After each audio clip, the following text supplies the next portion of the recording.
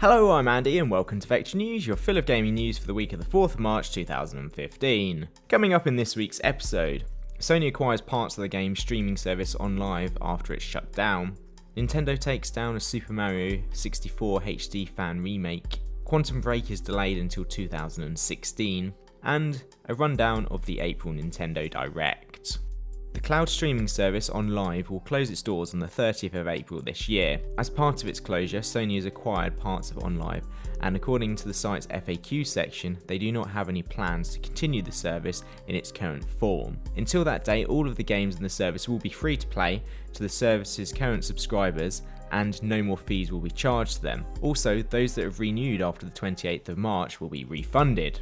Unfortunately for all OnLive users, when the service goes down, all saves and achievements will be lost, with the exception of games supported by Cloudlift, which allowed the streaming of certain Steam games users bought. Saves and achievements from games on Cloudlift will still be available through Steam. Refunds on Steam games purchased via OnLive, however, will not be available. Those that have purchased the OnLive micro console are also out of luck, as the hardware will apparently not work on any other platform. Refunds on the hardware will also not be accepted unless it was purchased on or after the 1st of February 2015.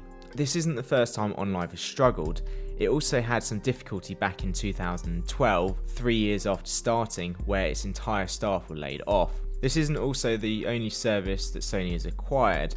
Genkai was bought back in 2012 for $380 million, and Sony launched its own cloud streaming service PlayStation Now, which is currently planning to go into beta in Europe and is available in the US. At present, it is unknown how the assets Sony acquired will aid its current service PlayStation Now, or how much they bought them for.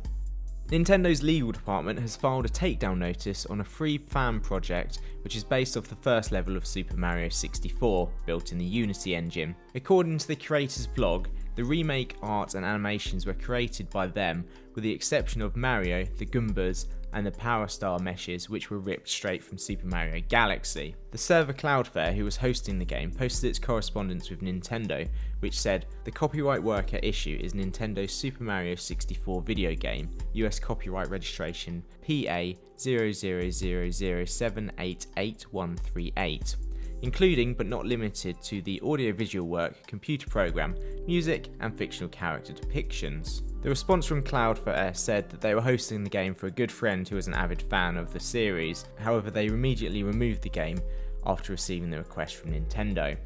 All that's left at the moment is some legacy game footage that was recorded and placed on YouTube.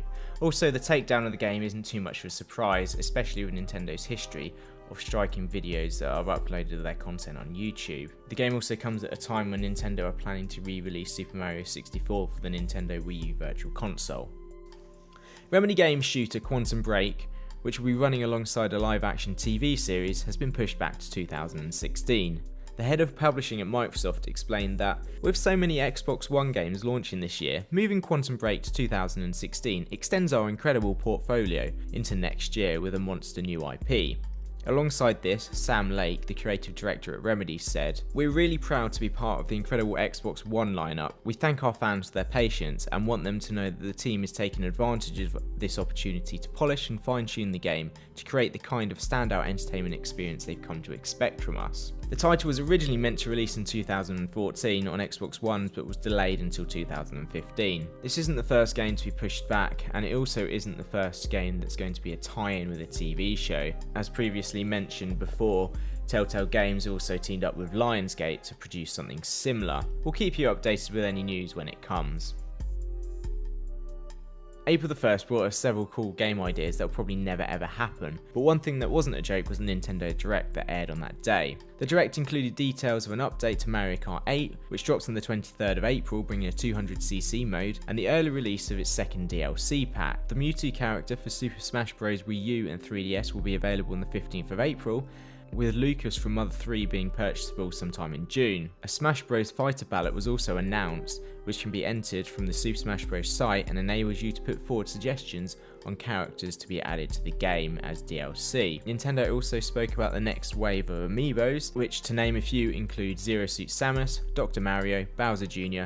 and a super cute Yarn Yoshi. These also came with an official announcement of amiibo cards. Finally, they announced some more details about Splatoon, Mario Maker, Codename Steam, the release of Project 05 or Fatal Frame to our American viewers in the West, and the addition of Mario Kart DS, WarioWare Touched for Nintendo DS, Super Mario 64 and Donkey Kong 64 for the Wii U Virtual Console. If you want to watch the full Nintendo Direct, it is available from the Nintendo YouTube page.